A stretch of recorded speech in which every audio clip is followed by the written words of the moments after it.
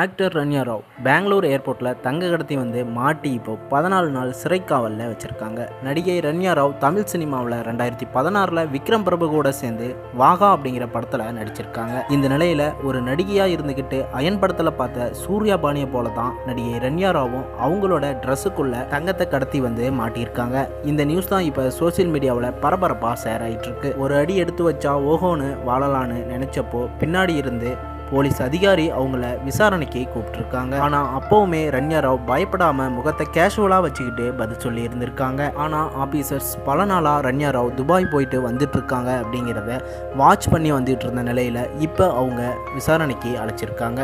இந்த விசாரணையில் தான் அவங்க பெல்ட்டுக்குள்ளே தங்கம் கடத்தி வந்திருக்கிறத கண்டுபிடிச்சி மாட்டியிருக்காங்க ரன்யா ராவ். இந்த நிலையில் ரன்யா ராவ் 11 நாள் நீதிமன்ற சிறைக்காவலில் வச்சுருக்காங்க. இந்த நியூஸ் தான் இப்போ சோசியல் மீடியாவில் பயங்கர வைரலாக ஷேர் ஆகிட்டுருக்கு. மேலும் இவங்க பின்னாடி இன்னும் யாரெல்லாம் இருக்காங்க அப்படின்னும் நீதிமன்ற சிறைக்காவலில் அவங்கள விசாரணை பண்ணி வந்துட்டு இருக்காங்க அப்படிங்கிறதும் குறிப்பிடத்தக்கது. இது போன்ற லேட்டஸ்ட் ட்ரெண்டிங் அப்டேட் நியூஸ் தெரிஞ்சுக்க சேனலை சப்ஸ்கிரைப் பண்ணிவிட்டு பெல் ஐக்கனை கிளிக் பண்ணிக்கோங்க.